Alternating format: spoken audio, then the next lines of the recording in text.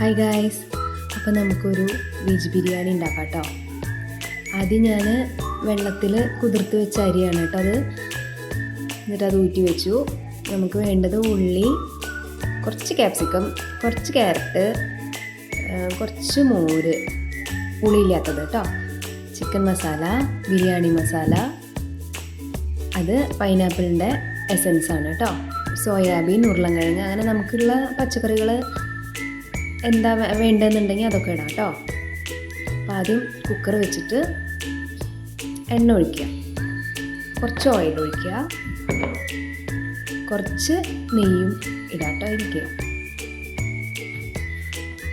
പിന്നെ നെയ്യ് ഇട്ടതിന് ശേഷം ഇഞ്ചി വെളുത്തുള്ളി പേസ്റ്റ്, അതുപോലെ നമ്മുടെ ഈ മസാലകളൊക്കെ ഉണ്ടല്ലോ അതൊക്കെ ഇട്ടിട്ട് നന്നായി ഒന്ന് വഴറ്റുക. ഉണക്കമുന്തിരി ഈ ടൈമിലിട്ടാൽ റൈസിനൊരു പ്രത്യേക സ്വാദ് ഉണ്ടാവും കേട്ടോ.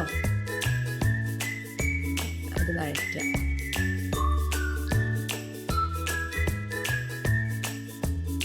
അതിനുശേഷം നമുക്ക് സവോള ഇടാം.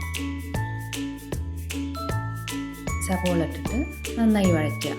കുറച്ച് ഉപ്പ് കൂടി ഇട്ടാൽ അത് പെട്ടെന്ന് വഴണ്ട് കിട്ടും കേട്ടോ.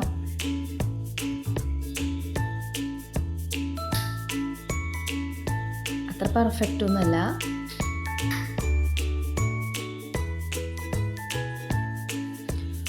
എന്താണെന്ന് വെച്ചാൽ ഞാൻ ആദ്യമായിട്ടാണ് ഒരു വോയിസ് ഓവർ കൊടുക്കണതും ഇങ്ങനെ ഒരു വീഡിയോ എടുക്കണതും. പിന്നെ ഒറ്റയ്ക്ക് എടുക്കണതിൻ്റെ വലിയൊരു അപാകത അതിലുണ്ട്. മോള് സ്കൂളിൽ പോയിരുന്നു, അപ്പോൾ വെറുതെ നോക്കി വെക്കാമെന്ന് വിചാരിച്ചിട്ട് സ്റ്റാൻഡ് ഉണ്ട് കേട്ടോ. പക്ഷേ സ്റ്റാൻഡ് വെച്ചിട്ട് എനിക്ക് ചെയ്യാൻ പറ്റുന്നുണ്ടായിരുന്നില്ല. അതുകൊണ്ട് ഒരു കയ്യിൽ ഫോൺ വെച്ചിട്ട് ഒരു കൈ കൊണ്ട് പാചകം, അങ്ങനെയായിരുന്നു.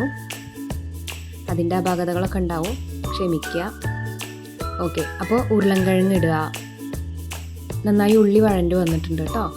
അതിലേക്ക് ഉരുളൻകിഴങ്ങ്,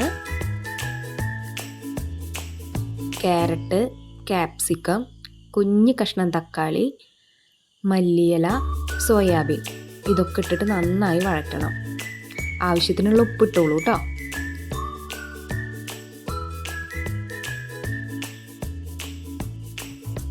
പിന്നെ മസാലകൾ ചേർക്കാം കേട്ടോ. ഒന്ന് വഴണ്ട് വന്നാൽ നമുക്ക് മസാലകൾ ചേർക്കാം. ആദ്യം മഞ്ഞൾപ്പൊടി ഇട്ടു, ശേഷം മല്ലിപ്പൊടി ഒരു ടീസ്പൂൺ ഇട്ടിട്ടുണ്ട്.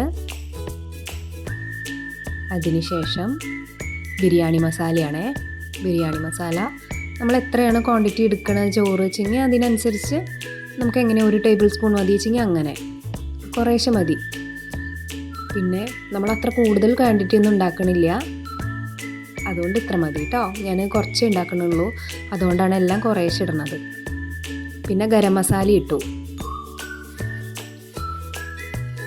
ഓക്കെ, പച്ചക്കറികളും എല്ലാം ഇട്ടിട്ട് നന്നായി വഴറ്റണം.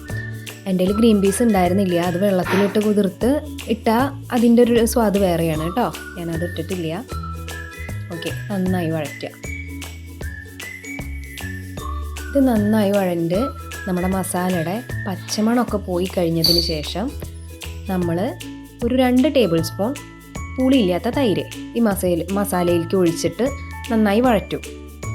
അതൊരു പ്രത്യേക സ്വാദാണ് കേട്ടോ. അത് ആ ബിരിയാണിയിൽ വരുമ്പോൾ നല്ലൊരു ടേസ്റ്റാണ് കൊടുക്കണത് മസാലയ്ക്ക്. അപ്പോൾ നമുക്ക് പുളിയില്ലാത്ത തൈര് ഒഴിക്കാം. ഓക്കെ, അത്രയും മതിയാവും കേട്ടോ. നന്നായി വഴറ്റുക.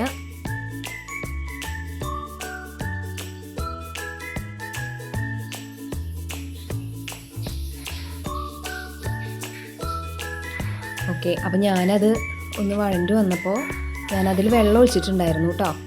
ഞാൻ 1.5 ഗ്ലാസ് അരിയാണ് എടുത്തത്. അപ്പോൾ ഞാനതിൽ 2-2.5 ഗ്ലാസ് വെള്ളം ഒഴിച്ചിട്ടുണ്ടായിരുന്നു. ആ സമയത്ത് എൻ്റെ ഫോണൊന്ന് സ്വിച്ച് ഓഫ് ആയിട്ടുണ്ടായിരുന്നു, അതുകൊണ്ട് എനിക്കത് എടുക്കാൻ പറ്റിയില്ല. ഓക്കെ, അപ്പോൾ അരി ഇട്ടിട്ട് നന്നായി ഇളക്കുക.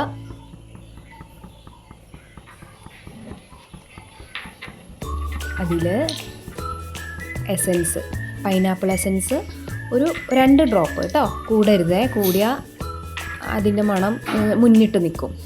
അപ്പോൾ 2 ഡ്രോപ്പ് പൈനാപ്പിൾ എസൻസ് ഒഴിക്കുക. ഒരു കുക്കർ അടച്ചു വയ്ക്കുക. ഒരു 2 വിസിൽ നന്നായി അടിക്കുക. അതിനുശേഷം ഫുള്ള് അടച്ച് വെക്കുക കേട്ടോ. അതിൻ്റെ ഫുള്ള് എയർ പോയി കഴിഞ്ഞതിന് ശേഷം തുറന്നാൽ മതി. ഓക്കെ, അപ്പോൾ നമ്മുടെ 2 വിസിലടിച്ചു.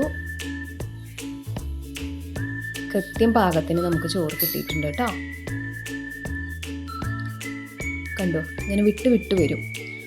അത് വേണമെന്നുണ്ടെങ്കിൽ നമുക്ക് 2 ഡ്രോപ്പ് നാരങ്ങ നീര് ഒറ്റിക്കാം കേട്ടോ. അപ്പോൾ അരിയൊക്കെ ഇങ്ങനെ വിട്ട് വരും. നല്ലൊരു ടേസ്റ്റുമാണ്. അതിനുശേഷം അണ്ടിപ്പരിപ്പ് മുന്തിരി ഒന്ന് എണ്ണയിലിട്ട് വറുത്തെടുക്കുക. നെയ്യ് ഉണ്ടെങ്കിൽ അതിലിട്ടിട്ട് കേട്ടോ.